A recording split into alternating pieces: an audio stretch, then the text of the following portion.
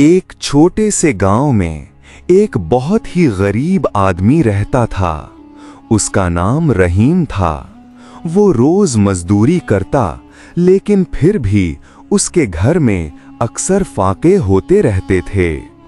रहीम हमेशा अल्लाह से दुआ करता, या अल्लाह, मुझे इतना दे दे कि मेरी जिंदगी आसान हो जाए।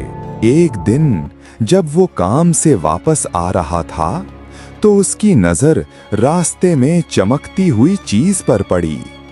वो झुककर देखता है तो वो सोना का सिक्का होता है। रहीम की आंखों में चमक आ गई। उसने खुशी से कहा, अल्हम्दुलिल्लाह, अल्लाह ने मेरी सुन ली। वो सिक्का उठाकर घर की तरफ चल पड़ा, मगर रास्ते में उसके दिमाग में एक ख्याल आया, जहां एक सिक्का मिला है वहां और भी हो सकते हैं। उसका दिल लालच से भर गया। उसने सोचा, अगर मुझे और सोना मिल गया तो मैं बहुत अमीर हो जाऊंगा। रहीम वापस उसी जगह पर आ गया और जमीन को ध्यान से देखने लगा।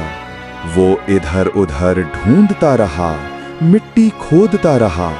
घंटों गुजर गए, मगर उसे कुछ भी नहीं मिला। थक कर जब वो वापस जाने लगा तो उसने अपनी जेब चेक की। सिक्का गायब था। उसका चेहरा पीला पड़ गया। वो घबरा गया। वो सिक्का कहाँ गया? अब वो पागल की तरह उसी सिक्के को ढूंढने लगा, मगर ना वो सिक्का मिला, ना कोई और सोना। आखिर वो थक हार कर जमीन पर बैठ गया।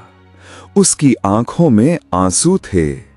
उसने अफसोस से कहा, काश मैं लालच न करता तो आज मेरे पास कम से कम एक सिक्का तो होता। उस दिन रहीम ने जिंदगी का सबसे बड़ा सबक सीखा। लालच इंसान को मिलने वाली नेमत से भी महरूम कर देता है। जो मिल जाए उस पर शुक्र करो, वही असली दौलत है।